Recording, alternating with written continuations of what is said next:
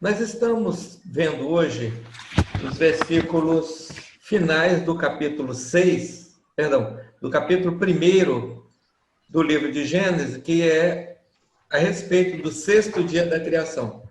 Então nós lemos assim: E disse Deus: façamos o homem à nossa imagem, segundo a nossa semelhança, e dominarão sobre os peixes do mar, e sobre a ave dos céus, e sobre a besta, e sobre toda a terra, e sobre todo réptil que rasteja sobre a terra. E criou Deus o homem à sua imagem, a imagem de Deus o criou, macho e fêmea os criou. E os abençoou Deus, e disse-lhes Deus: frutificai e multiplicai-vos, e enchei a terra e subjugai-a, e dominai sobre os peixes do mar, e sobre a ave dos céus, e sobre todo ser vivo que rasteja sobre a terra. E disse Deus: eis dou-vos toda a erva dando semente, que há sobre as faces de toda a terra, e toda árvore em que há fruto. A árvore que produz semente vos será para comida. E a toda fera da terra, e a toda ave dos céus, e a tudo que rasteja sobre a terra, em que há alma vivente, todo verde da erva para alimento. E foi feito assim. E viu Deus tudo o que fez, e eis muito bom. E houve tarde, e houve manhã, o sexto dia. Nós vimos aqui em nosso estudo as etapas da regeneração do homem desde o começo, quando se acendeu nele a luz da fé, no primeiro dia. Em seguida, nós vimos quando o homem fez a distinção na sua mente entre os seus conhecimentos, que foram representados pelas águas abaixo da expansão, e as verdades divinas, as águas acima da expansão. E o homem passou a ter noção de que havia nele um homem interno, que foi a expansão, ou o céu, no meio das duas águas separadas. Depois vimos quando ele começou a praticar, por obediência, as primeiras obras da fé. Obras que, porque ele atribui ainda a sua própria vontade, a sua própria força de realizar, foram chamadas de obras inanimadas, e foram representadas pelos vegetais. A erva dando semente, a árvore de fruto, que ele produziu no terceiro dia. Em seguida, quando ele perseverou nessa fé, nessa obediência, de árvore, de vegetal, de semente que ele produzia no terceiro dia, ele entra então no quarto estado, que é aquele em que o Senhor implanta nele o amor e a fé, representado pela lua, pelo sol e a lua. E ele passa a ter também as estrelas. E essas coisas nós vimos são o amor, a fé e os conhecimentos da verdade que são implantados no homem interno, no quarto estágio da regeneração. E depois disso é que os atos que ele pratica passam a ser vivos, porque agora procedem do sol que está implantado nele, no quarto estágio. Ele entra então no quinto dia. No quinto dia nós vimos foi a criação dos peixes, dos répteis, e continua então o processo. Esses peixes, répteis e os animais representam as afeições, entrando no sexto dia, na primeira parte. Então, na primeira parte do sexto dia, o Senhor implanta afeições no homem. O homem já tinha afeições naturais desde o seu nascimento. Mas nesse estágio da regeneração, representado pelo sexto dia, o Senhor implanta afeições de origem celeste. São sentimentos angélicos, por assim dizer. Essas afeições do sexto dia que foram representadas, então, pelos animais da terra, a fera, a besta, cada uma segundo a sua espécie. Então, essas afeições boas que são insinuadas na mente acontecem no sexto dia, e nós fizemos a divisão do sexto dia nessa parte, quando nele foram implantadas as afeições. Mas o sexto dia continua. E nós lemos que, depois que o Senhor cria as bestas da terra, os animais, não é? Puros e impuros, cada um segundo a sua espécie, nós lemos que, e disse Deus, façamos o homem à nossa imagem, segundo a nossa semelhança. Nós já mencionamos que esse verbo no plural aqui, façamos, tem ocasionado diversas interpretações. Mas conforme nós já vimos também, há duas razões para isso. A primeira é que o sujeito citado logo no primeiro versículo do primeiro capítulo, o sujeito é Elohim, que é um nome em hebraico para deuses. Então, quando fala lá no princípio criou Deus o céu e a terra, o termo hebraico no princípio criou os deuses. O verbo está no singular e o sujeito está no plural. Parece haver um erro de concordância.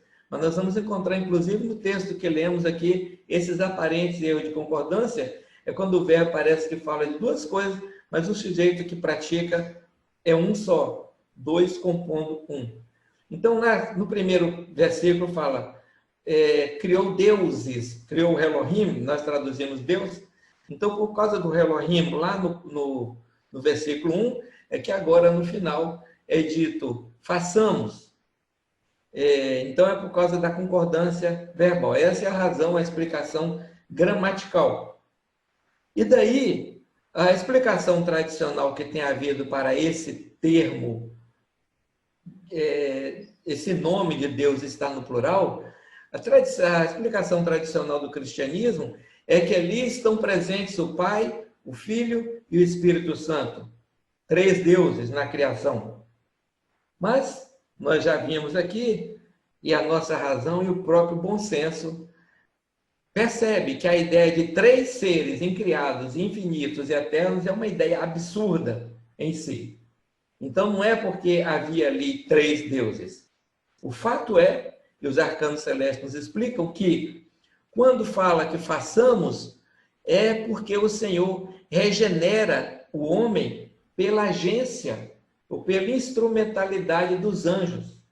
E nós vamos encontrar no Salmo que os anjos são chamados de deuses, porque eles participam da obra de regeneração do homem, e pelo fato deles receberem as verdades de Deus e conduzir essa verdade, eles são chamados de deuses. Inclusive, no Antigo Testamento, quando o Senhor se manifestava aos homens como anjo do Senhor, o anjo falava como se fosse o homem, como se fosse Deus falando. Então, por isso eles são chamados deuses, e porque o Senhor opera a obra de regeneração do homem por intermédio deles, é que o verbo está no plural, façamos. Os anjos participam desse trabalho divino, acompanhando o homem, direcionando, protegendo e inspirando o homem em todo o processo. E por isso que o Senhor fala no plural, porque o Senhor, sempre que possível, ele usa a instrumentalidade do homem e do anjo para fazer o seu trabalho, porque assim o Senhor dá oportunidade aos anjos de prestarem usos e de sentirem o prazer dos usos. E nós aprendemos nas doutrinas de Swedenborg que o prazer do céu é o prazer do uso.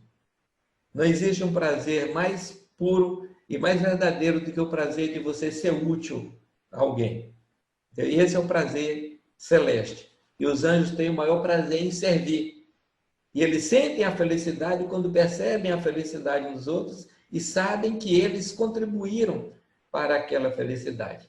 Então, façamos é um termo que o Senhor aplica no sentido espiritual, porque todo o processo que nós vimos de implantação da vida espiritual no homem é feito pela instrumentalidade dos anjos.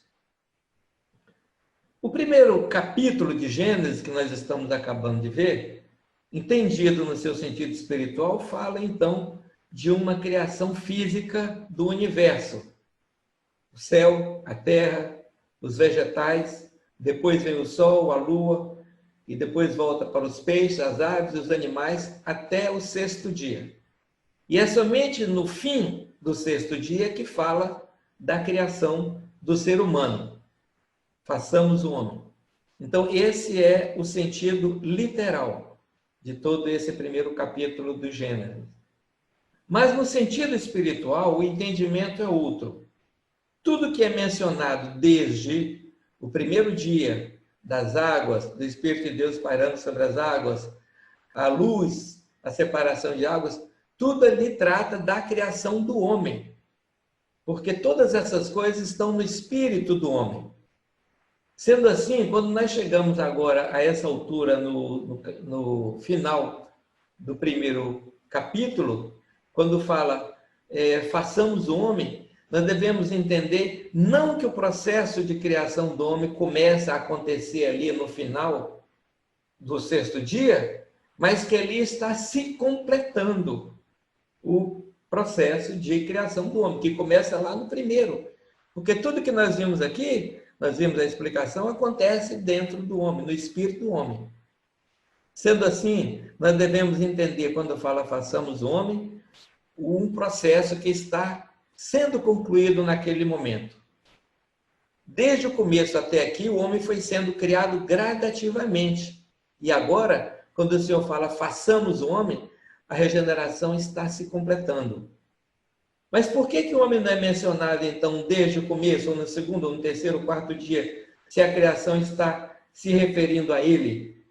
É porque, como nós vimos, o homem só é de fato homem quando ele recebe do divino a vida espiritual, quando ele se torna a imagem de Deus, que é o único e verdadeiro homem. Somente então que o homem é mencionado, porque o homem de fato só passa a existir quando há o novo nascimento, quando o processo completa. Nós podemos dizer que antes disso, ele era um embrião do ser humano, um embrião de um anjo, mas ele se torna homem quando se torna imagem de Deus. E lemos depois que Deus criou o homem macho e fêmea. E também aqui esses termos, macho e fêmea, se entendermos no sentido literal, dizem exatamente assim, que Deus criou o ser humano com um ou outro gênero, masculino e feminino, é óbvio. Mas no sentido espiritual, há arcanos, ou segredos encerrados nessas palavras. Porque esses dois termos, macho e fêmea, não se referem à característica física do indivíduo, não se referem ao gênero sexual, mas se referem à constituição do espírito. Por quê? Nós vemos que na letra da palavra, macho significa o entendimento do homem espiritual. E fêmea significa a vontade desse homem. Então, essas duas faculdades foram criadas para se unir. Por isso elas são chamadas macho e fêmea. Elas foram criadas para formarem um único homem, para formarem uma única mente. Nós podemos dizer que a nossa mente é a conjunção de vontade e entendimento, e quando nós somos regenerados, essa vontade e entendimento formam um casamento, um homem só, um espírito. Então, o que nós entendemos aqui, no sentido espiritual, quando fala macho e fêmea os criou, o que se entende aqui é que, quando o processo de criação espiritual do ser humano se completa, no sexto dia, o Senhor finalmente forma nele uma vontade nova, chamada fêmea, na letra da palavra, e o entendimento novo, que é chamado macho. E todo o processo da criação das etapas anteriores, que nós vimos no primeiro, segundo, terceiro, quinto, sexto dia, culmina nisso, que o ser humano tenha essas suas duas faculdades refeitas, recriadas por Deus, de tal maneira que elas constituam harmonicamente uma somente, ou um só ser humano, seja ele homem ou mulher. A constituição da mente de homem e mulher é semelhante. A diferença, como nós podemos ver adiante em outro estudo, é que no homem masculino, né, no ser humano masculino, prevalece o entendimento e a vontade vem em segundo plano, e no feminino prevalece a vontade, a emoção e o entendimento no segundo plano. Ou seja, vice-versa, a mulher e o homem há uma diferença de posição, de supremacia, vontade e entendimento entre um e outro. Ou seja, no homem predomina o entendimento e a vontade é subjugada, e na mulher predomina o amor, a vontade, a emoção e o entendimento subjugado. E o Senhor fez isso para que haja um casamento perfeito entre o homem e a mulher, cada um com a sua parte preponderante. Se não fosse assim, não poderia haver união das mentes, como de fato há pelo casamento. Então, quando o homem atinge esse ponto, pelo novo nascimento, a vontade nova criada nele, fêmea, está pronta para receber o amor de Deus. E o seu entendimento, o macho, está pronto para receber a sabedoria de Deus. Isso tanto no homem quanto na mulher. E nós já vimos que o homem recebe a vontade de Deus, recebe o amor de Deus em forma de caridade e recebe o entendimento de Deus, recebe a sabedoria de Deus em forma de fé. Então o homem passa a ser receptáculo verdadeiro, genuíno de fé e caridade.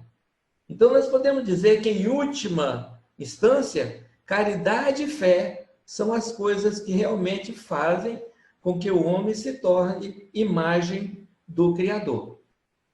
Caridade e fé, então, passam a existir e dominar no homem no sexto dia. E é quando o homem se torna homem, é por isso que nós vemos a menção dele pela primeira vez, já no final da série que estamos estudando, e não antes. Esses dois aspectos da mente, vontade e entendimento, os arcanos celestes nos falam que, quando vontade e entendimento agem em uma consonância mútua e harmonia, como acontece no sexto estado da regeneração, eles formam uma espécie de casamento. Casamento esse que é também uma imagem da união divina no Senhor, porque no Senhor existe também uma forma de casamento entre o divino amor e a divina sabedoria. E esses dois no Senhor são um só, formam um só Deus. Nós temos uma representação do divino na natureza. A melhor representação é o sol natural, porque o sol é a união do fogo, né, do calor e da luz. A luz e o calor procedem do sol separadamente, mas estão no sol como um. Em certas regiões da Terra, no inverno, recebe-se mais luz do que calor, né? No inverno recebe-se medida igual, e assim por diante. Parece que eles estão separados, mas no Senhor formam um só. Assim também no homem, quando é regenerado. Parece às vezes que o entendimento está falando sozinho, ou está atuando sozinho, separado da vontade, e em outras ocasiões parece que é a vontade que está falando e não o entendimento. Mas o Senhor fez assim providencialmente para que o entendimento possa ser elevado primeiro e em seguida elevar a vontade. Porque a instrução vem pelo entendimento. O entendimento depois eleva a vontade nessa subida espiritual. Então a vontade, o entendimento dirige a vontade nesse processo de transformação. E isso é interessante, essa relação é vista de uma maneira muito interessante depois, quando fala da história do dilúvio, quando é formada a arca, ou Noé cria a arca, que é também um simbolismo, e a arca flutua sobre as águas. Então, a constituição da arca, o que estava dentro da arca, a forma como ela é feita, os animais que entraram, também ali é uma outra alegoria, uma outra história que fala da constituição da mente humana. E aquilo aconteceu no final da dispensação da Igreja Antiquíssima, quando os homens antiquíssimos que existiram nessa terra, talvez milhões de anos, quando eles sufocaram num mar de falsidade, criado pelo próprio egoísmo, pelo próprio amor de si e do mundo. Então o Senhor concedeu que a mente humana fosse reorganizada e o entendimento flutuou acima das falsidades. E isso acontece conosco. Quando nós estamos mergulhados ainda na nossa vida natural, nossas cobiças, nossas paixões e desejos, o Senhor sempre permite que o nosso entendimento flua. Porque o entendimento humano foi criado de uma maneira tal que pode ser levada até o céu e entender as coisas à luz do céu, embora a vontade esteja presa ainda no lamaçal do mundo. E assim o entendimento pode olhar a vontade abaixo e erguer-se, ou subir junto com a vontade. Mas então, voltando à união da vontade e do entendimento. Existe esse casamento no Senhor, de divino amor e divina sabedoria, ou essa união, e é por causa disso que o Senhor e a igreja são chamados noivo e esposa. E em todas as coisas criadas no universo natural e do universo espiritual, existe essa dualidade de bem e verdade, amor e sabedoria. O negativo e o positivo, a gente pode dizer assim. Não é? E essa dualidade não é tão visível à nossa observação natural. É preciso que a gente se instrua, que a gente observe e reflita para perceber. Mas ela está plenamente aberta e manifesta em toda parte na palavra, do Antigo e Novo Testamento. Porque na palavra nós vamos encontrar sempre esses pares de expressões, ou essa dualidade de bem e de verdade. Nós vamos encontrar esse casamento, quando uma palavra se refere às coisas do amor e a outra se refere às coisas da sabedoria. Ou uma se refere à caridade e outra se refere à fé. E é por isso que há essas aparentes repetições de termos na letra da palavra, ou sinônimos que vêm juntos, mas que não são de fato repetições, é porque o sentido interno está tratando do bem e da verdade, ou da união do bem e da verdade. Nós lemos sobre isso na obra Doutrina da Escritura Santa. Essa obra está no livro Quatro Doutrinas, que foi publicado há alguns anos. Nós lemos o seguinte: na letra da palavra, alguns vocábulos e nomes se atribuem ao bem, alguns ao vero, e alguns incluem um e outro, bem e vero. Como existe um tal casamento em cada coisa da palavra, por isso há muitas vezes expressões duplas que parecem ser repetições de uma mesma coisa.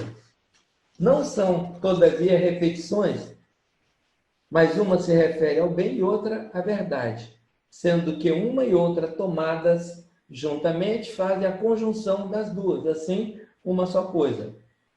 Vem daí também a divindade da palavra e a sua santidade, porque em toda obra do Senhor, o bem é conjunto ao vero e o vero é conjunto ao bem. Onde está o casamento do Senhor e da igreja, aí também está o casamento do bem e da verdade, porque este vem daquele. Porque quando a igreja, ou o homem da igreja está nas verdades, então o Senhor influi com o bem nas suas verdades e as vivifica. Ou o que é a mesma coisa, quando a igreja ou o homem da igreja está na inteligência por meio das verdades, então o Senhor, pelo bem do amor e da caridade, influi em sua inteligência e assim introduz ali a vida. Em todo homem existem duas faculdades da vida, que se chamam entendimento e vontade. Esses dois constituem um só, para que o homem seja homem da igreja. Mas fazem um, quando o homem forma o entendimento com as verdades genuínas, e isso se faz aparentemente como se por ele mesmo, mas é feito pelo Senhor, quando a sua vontade se enche do bem e do amor. Assim há no homem a vida do bem e da verdade, a vida da verdade no entendimento, proveniente da vontade, e a vida do bem na vontade, por meio do entendimento. Este é o casamento da verdade e do bem no homem. Portanto, o casamento do Senhor e da igreja nele. Isso está no livro Doutrina da Escritura Santa, números 80 a 83, que é uma leitura que nós também recomendamos, que é muito interessante, que fala da natureza espiritual da palavra de Deus. Nós pegamos a palavra e abrimos e vemos somente o sentido literal e não imaginamos que haja tanta riqueza e tanta profundidade e beleza em cada termo da palavra.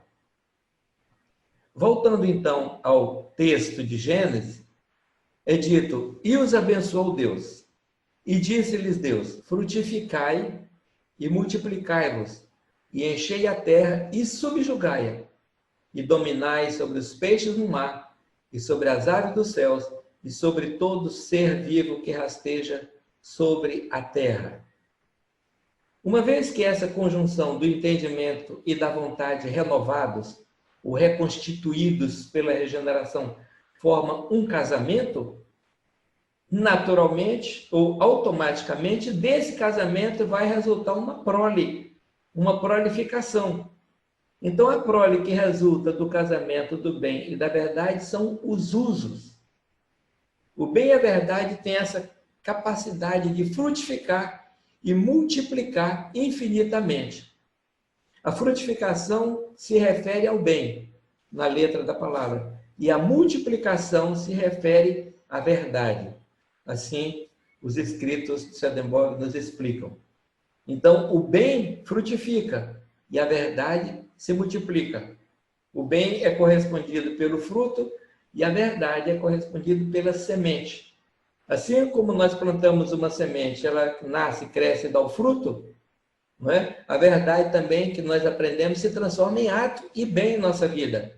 E esse bem depois nos leva a uma inteligência, que é outra verdade, é outra semente, que também é plantada no solo da boa vontade, da boa disposição do coração, e gera outro fruto, outro uso, outra utilidade do homem. Então, assim, há uma alternância de bem e verdade, fruto e semente, um gerando o outro. E por isso o processo de regeneração e o processo de prestar usos nunca cessa para o homem. Porque por toda a vida eterna, os anjos vão poder sempre aprender, vão poder prestar usos, e esses usos vão conduzi-los a uma inteligência cada vez mais elevada.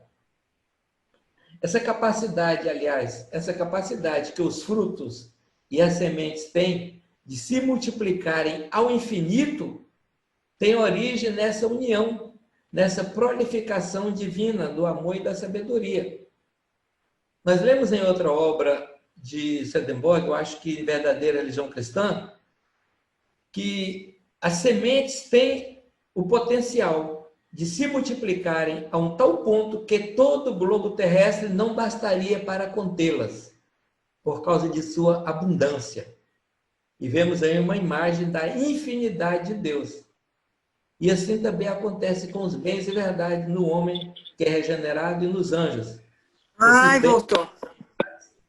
Se multiplicam na infinidade de usos que as pessoas prestam nos céus, sem nunca se esgotarem. E quanto mais os anjos prestam uso, mais eles crescem em sabedoria. E quanto mais eles prestam uso e crescem em sabedoria, mais eles têm regozijo e felicidade eternamente, sem nunca repetir o mesmo estado. Isso tudo vem da semente e do fruto, da multiplicação e da proliferação eterna dessas coisas no homem. Nós já vimos também lá desde o primeiro capítulo, desde o primeiro versículo, o primeiro dia, que o homem natural, ou homem externo, foi significado pela terra na história da criação. Então, qualquer lugar que falar terra na letra da palavra, não só no primeiro capítulo de Gênesis, podemos entender a mente natural do homem em conjunção com o céu, que é a sua mente interior, o homem interno. O propósito da regeneração, então, é fazer com que o homem interno ou espiritual domine sobre o homem externo, ou controle o homem externo natural. O céu controle a terra, o céu domine a terra.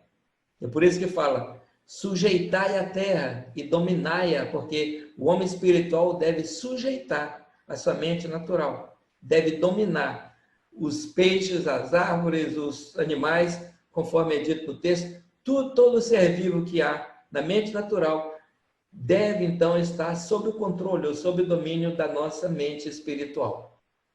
Mas esse domínio, nós vimos que não é alcançado facilmente, só é alcançado com lutas. Começa a luta lá desde o começo, ela fica mais aparente no terceiro dia, quando diz que o homem combate para obedecer, ele combate contra a sua vontade negativa, né? E ele produz os primeiros frutos, que são os vegetais, e depois ele continua combatendo a tal ponto que a igreja que se forma nele é chamada igreja combatente. Porque até o fim de nossa vida aqui nesse mundo, nós estamos combatendo uma vontade oposta dentro de nós, um negativismo dentro de nós. Então, esse domínio do homem interno sobre o homem externo, ou do homem sobre a terra, como fala aqui no final, para dominá-la e para subjugá-la, só acontece por meio de lutas de tentação, que é quando as inclinações más ou as maldades ativas do indivíduo, que são como as feras nocivas da terra, quando elas são vencidas, quando são afastadas ou quando são domadas, e aí os bens são implantados em seu lugar. É por isso que o homem espiritual tem domínio sobre as feras da sua terra, da sua mente, da sua vontade natural. Portanto, é esse combate espiritual, é a dominação do espiritual sobre o natural que é representado nessa parte de Gênesis que fala subjugai a terra, dominai. É o verbo no imperativo. É uma coisa que o homem deve fazer, deve praticar, deve se habituar a fazer. Porque o homem regenerado finalmente pode adquirir controle sobre as suas cobiças e as paixões da sua mente natural, e pode mantê-las em sujeição aos princípios elevados do amor a Deus e amor ao próximo. É essa sujeição que acontece no final do processo do 6º dia. Voltando então ao texto, na continuação.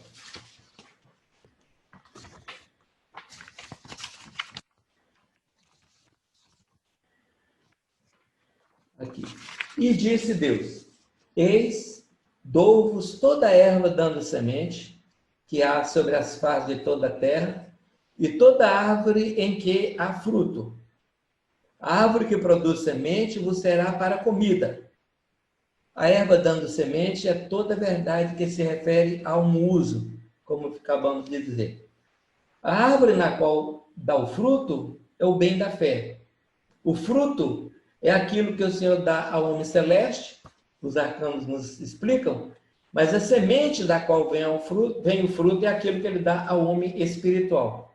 Por isso se diz: a árvore que produz semente vos será para comida. E a comida celeste se chama fruto da árvore. Nós vemos depois na continuação do texto. E a toda fera da terra, e a toda ave dos céus, e a tudo que rasteja sobre a terra, em que há alma vivente, toda erva verde para alimento. Ou seja, o Senhor deu uma categoria de vegetais para alimento do homem e outra categoria para os animais. O que está querendo dizer aqui no sentido, ou o que está dizendo realmente no sentido interno, em resumo, é como é o nutrimento do homem que está sendo regenerado e depois que ele é regenerado. Nós já vimos alguma coisa a respeito disso, da nutrição espiritual do homem? Há 1 ou 2 semanas, quando nós falamos, aliás, na semana passada, quando tratamos das afeições como alimento espiritual. As afeições boas são alimento dos anjos, né? É o alimento celeste, e as afeições más são alimento dos maus espíritos, do inferno. Nós vimos que, de acordo com a qualidade da afeição que nós cultivamos em nosso coração, nós estamos oferecendo nutrimento, o alimento espiritual para os anjos ou para os maus espíritos. Nós nos alimentamos ao mesmo tempo que compartilhamos esse alimento, seja bom ou seja mal, porque nós não estamos sozinhos espiritualmente falando. Então, de acordo com o alimento que nós estamos habituados a receber, o nosso espírito ou é vivificado, ou é enfraquecido, ou definha, ou até morre espiritualmente. E vimos que tanto os anjos como os maus espíritos, eles se associam com o homem nesse processo de nutrimento espiritual, eles se associam de acordo com as nossas afeições, porque eles dependem da base natural da mente humana. Os anjos e os espíritos não têm mais a base natural, as coisas terrestres que nós temos, as coisas corporais. Então, eles se baseiam nas coisas da mente da raça humana que está no plano natural ainda. Os bons se associam com as coisas boas da pessoa e os maus se associam com as coisas mas. E assim o Senhor faz com que haja uma união perfeita entre os céus e as terras no universo. Um dependendo do outro, um recebendo vida e nutrindo o outro. O gênero humano, no plano natural, é o sustentáculo do gênero humano no plano espiritual. E o plano espiritual transmite a vida que vem do Senhor para o gênero humano do plano natural. Então existe uma conexão, uma interação perfeita que o Senhor faz através da presença de anjos e espíritos com o homem, sem que o homem perceba, nem os anjos e espíritos percebam. Só o Senhor sabe e coordena e conhece realmente essa interação como é.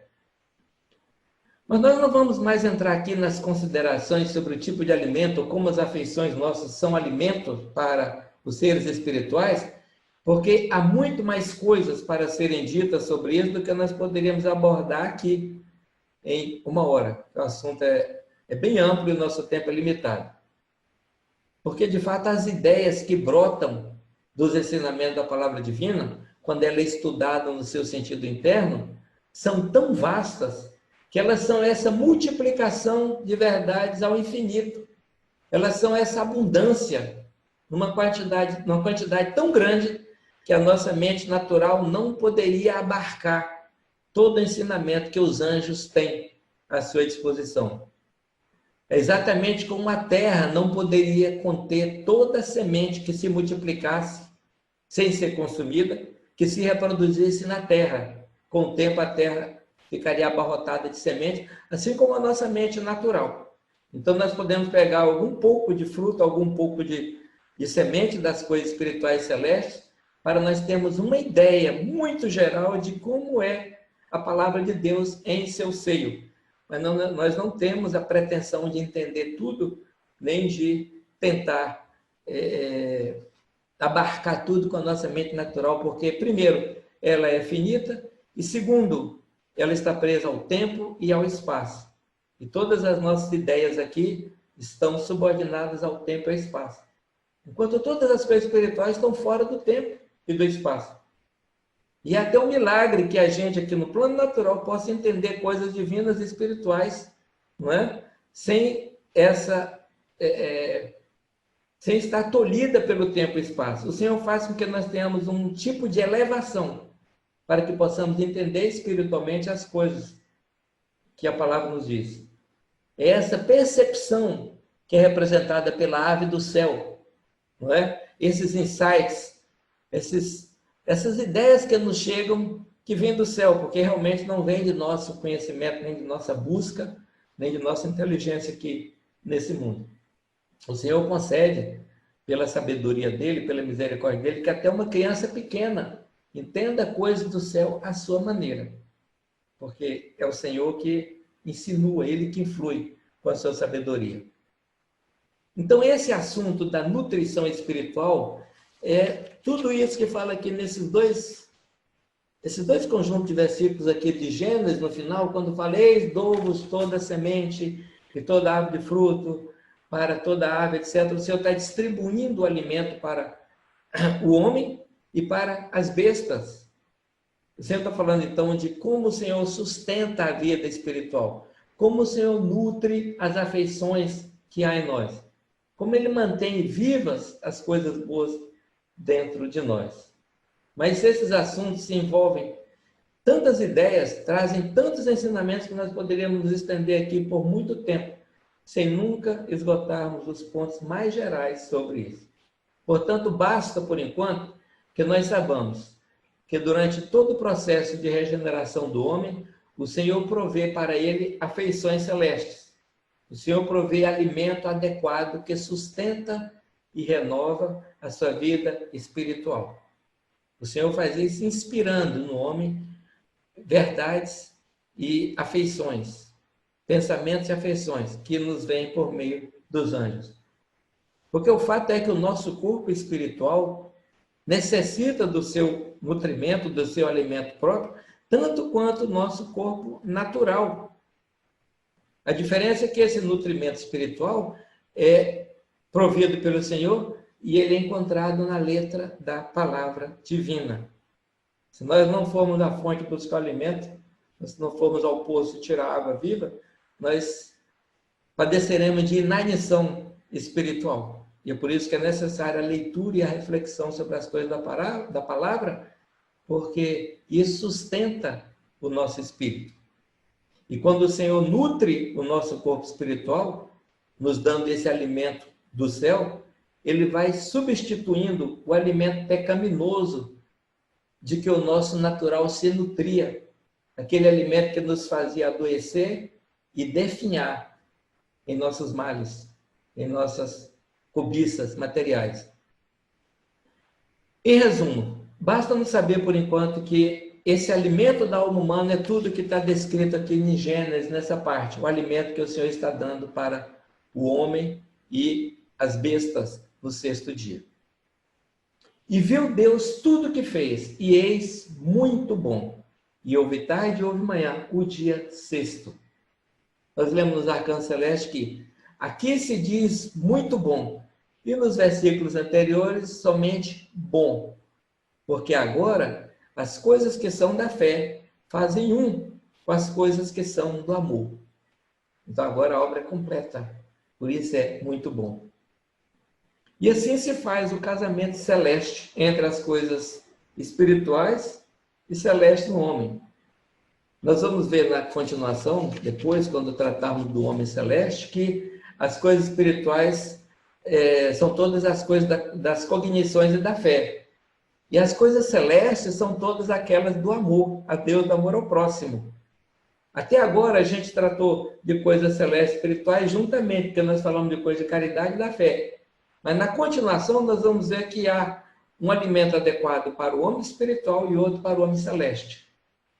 Durante a nossa vida aqui nesse mundo, nós podemos desenvolver uma característica celeste ou espiritual. E dependendo do que predominar em nós, ou amor ao Senhor ou amor ao próximo, nós teremos um lugar na vida eterna, no reino celeste ou no reino espiritual. E é por isso que existe essa dualidade. Há pessoas, ou há anjos celestes e anjos espirituais. Por isso que o céu tem dois reinos, como nós estamos estudando às terças-feiras com o pastor Daniel. Durante todo esse processo de regeneração, como nós vimos desde o primeiro dia, o homem enfrentou seus percalços, suas barreiras, suas dificuldades. E parecia que o homem, quando estava sendo regenerado, parecia que ele estava lutando sozinho, porque é assim que se passam as coisas no plano espiritual. Porque a ordem divina é que o homem faça como por si mesmo. E é por isso que cabe ao homem lutar contra as suas tendências naturais. O ser humano tem dentro de si o egoísmo como uma característica predominante, né? Ele tem a supremacia do seu eu, tem nele a preponderância do orgulho, ou então o desprezo por aqueles que não são parecidos com ele, tem inveja, tem toda sorte de malícia, porque todo coração humano tem isso. Em alguns predomina um tipo de mal ou de malícia, em outros, mas todos diante de Deus são falhos, são carentes desse processo transformador de Deus. Mas quando o homem se dispõe a lutar, desde lá no primeiro dia, quando ele recebe a luz da verdade, mas especificamente no terceiro dia, quando ele começa a lutar para produzir as suas obras ainda inanimadas, os vegetais, o homem nunca está sozinho nesse labor de transformação de sua vida. A aparência de que é ele que esteja fazendo, que essa aparência é necessária. Mas a verdade é que o Senhor está combatendo continuamente pelo homem, contra os males e as falsidades. E por meio desses combates, o Senhor vai confirmando o homem cada vez mais na verdade e no bem. De fato, o homem combate só em aparência, como se fosse por ele mesmo, mas ele sabe que é o Senhor quem combate por ele. É o Senhor que dá o poder, o querer e o realizar. E se o homem não percebe a operação de Deus, é porque o homem está em sua liberdade. Mas ele deve, pelo menos quando triunfar sobre os seus males, ele deve depois atribuir a vitória ao Senhor e reconhecer que todo o poder e toda a glória pertence ao Senhor. Não foi por ele, não foi pela bondade dele, não foi por nenhuma capacidade inerente a ele, mas foi pela ação divina. Mesmo que seja através dos anjos, é ainda uma ação divina nele. Então, em todo esse tempo de regeneração que nós vimos, houve um trabalho espiritual de Deus no indivíduo. O Senhor estava operando em todas as circunstâncias, assim como opera em nossa vida a cada fração de segundo, sem parar, a favor do homem. Mas especialmente ele opera nas coisas espirituais, especialmente livrando o homem dos males espirituais, que é o pecado. Muitas vezes nós passamos por luta, dificuldade, doença do corpo, e nós não vemos Deus nos curando e nos sustentando e restaurando a saúde, é porque Deus coloca como prioridade a nossa saúde espiritual. E por isso, às vezes, o padecimento, o sofrimento do corpo é uma necessidade, porque a prioridade é a vida espiritual, é a saúde espiritual. Então, o Senhor está trabalhando a cada segundo em favor do bem-estar espiritual do homem. Não importa quais são as condições da sua vida natural. O Senhor está visando o seu bem-estar eterno, a espiritualidade.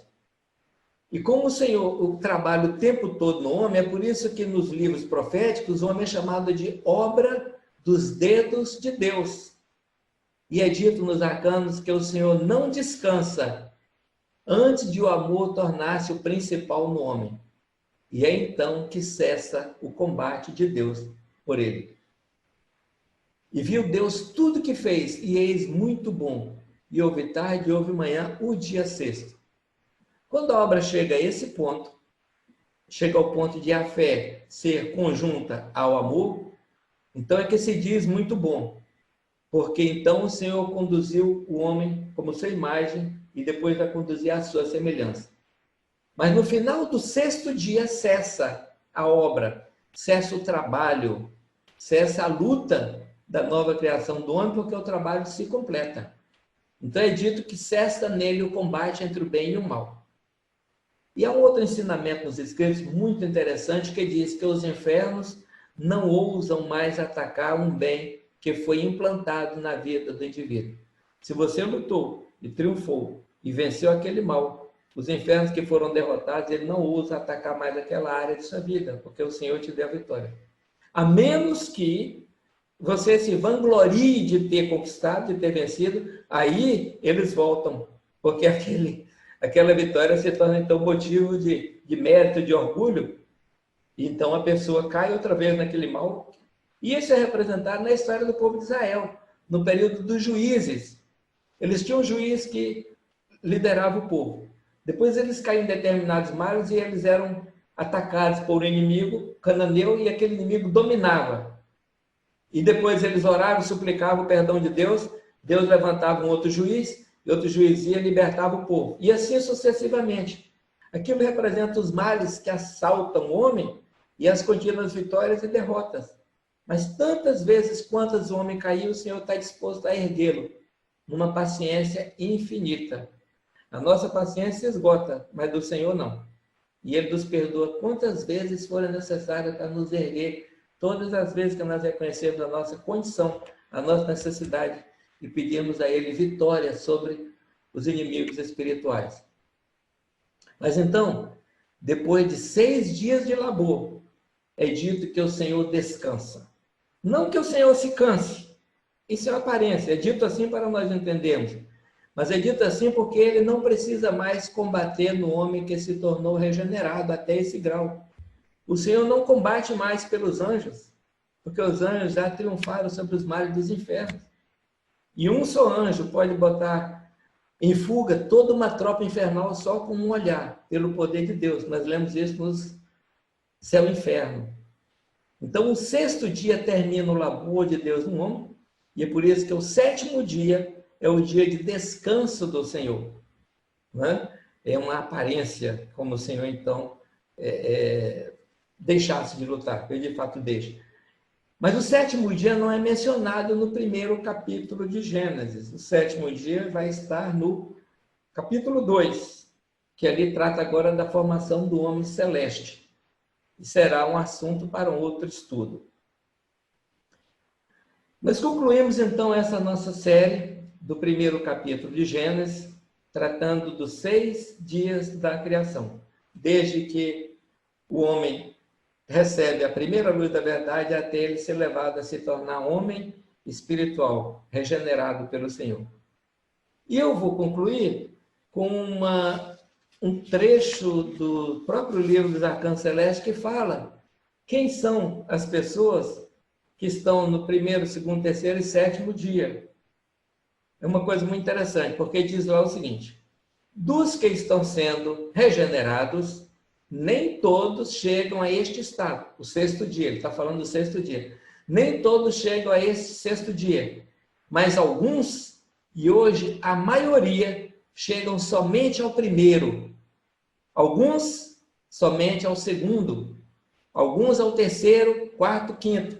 Raramente ao 6º. E quase ninguém ao 7º. Então, quando nós lemos aqui sobre o primeiro, segundo, terceiro, não quer dizer que nós estejamos passando nem quarto, nem quinto, porque nós vimos na semana passada, não é possível nós olharmos para dentro de nós e vermos essa progressão. Nós não sabemos se estamos no terceiro, no quarto, no primeiro, no quinto dia. Não é possível saber, porque nós somos uma malha de... a nossa identidade, a nossa personalidade é uma malha muito vasta de hereditariedade e de males ativos. Nós podemos comparar isso, uma comparação um pouco grosseira, mas é válida, com o tecido, como que ele é feito. Não sei se vocês já viram sobre isso, mas quando uma fábrica de tecido, a máquina, o TA, faz o tecido, ele tem 2 tipos de fios. Tem um fio longitudinal, que é chamado de trama, e tem o fio transversal, que é a urdidura. Então, a urdidura é a base. E o fio que vem, o mais longo, comprido, é a trama que vem passando no meio da urdidura. Nós podemos dizer que a nossa hereditariedade é a nossa urdidura, está lá. Aquilo não muda em nós. E a trama é o que nós vamos formar pela vida, é o que dá a cor do tecido, é o que dá a diferença de uma pessoa para outra. Então, mesmo que nós nasçamos da mesma família e tenhamos a mesma mãe, o mesmo pai, e mesmo nós tenhamos a mesma urdidura no nosso tecido espiritual, a trama vai ser diferente pela vida, pelas escolhas, pela liberdade. E nós vamos sendo esse tecido que a vida vai nos fazendo. E a regeneração, o que é? A regeneração, quando o Senhor chega, ele não costura remendo de pano novo em tecido velho. Ele fala isso no Novo Testamento. Ele não pode criar remendo nesse nosso tecido. Ele vai substituindo um fio por outro, pouco a pouco. Ele tira um fio rompido, ou tira o fio de uma cor e tece um outro fio, sem mexer na nossa hereditariedade, na nossa urdidura, mas ele vai fazendo isso a trama de nossa vida. E assim vai mudando pouco a pouco o nosso caráter, sem mudar a nossa natureza. E por isso é um processo muito lento, muito profundo, e que só o Senhor sabe. Só Ele sabe qual ordem que vai nos levar, que tipo de mal nós vamos enfrentar, e a sequência dessa transformação. Mas, de modo geral, de modo bem geral, as coisas acontecem como estão descritas no primeiro capítulo de Gênesis. Tem etapas, tem processo, o homem progride de conhecimento para o bem, da semente para o fruto. Embora poucos passem nessa vida por esse processo todo, ou por maior parte desse processo. Mas o que nos consola é saber que se o homem nessa vida começou a vida espiritual, por menor que seja, essa vida vai ser desenvolvida no céu. Não que a salvação se faça lá, porque nós temos que buscar Deus e aceitá-lo aqui nesse mundo. Mas ainda que nós tenhamos dado somente o primeiro passo, ao primeiro dia, o Senhor tem poder e tem amor para conduzir a nossa regeneração por toda a eternidade lá. Porque aí nós somos comparados ao grão de mostarda, que é a menor de todas as sementes, mas cresce e se torna a maior árvore da horta, e as aves do céu vêm aninhar-se em seus ramos. Todas essas palavras da parábola têm correspondência. Algumas delas nós já conhecemos, nós já vimos aqui. O grão, a árvore, a ave do céu aninhando nos ramos, tudo isso é um simbolismo da nossa regeneração. Mas eu concluo aqui. Então, nós terminamos assim a nossa série de estudo do 6º dia, e eu acredito que tenha sido útil para todos nós, e agradeço muito a atenção de vocês. Esse material que nós preparamos está à disposição no site, especialmente o próprio texto dos Arcanos Celestes. Todo o primeiro capítulo dos Arcanos está em fascículos, em partes, lá no texto dos 6 dias da criação. O link está no site, não é? Provido pelo John e pelo professor Jorge. E eu agradeço muito a atenção de vocês e digo que foi um prazer nós participarmos aqui desse estudo. Muito obrigado.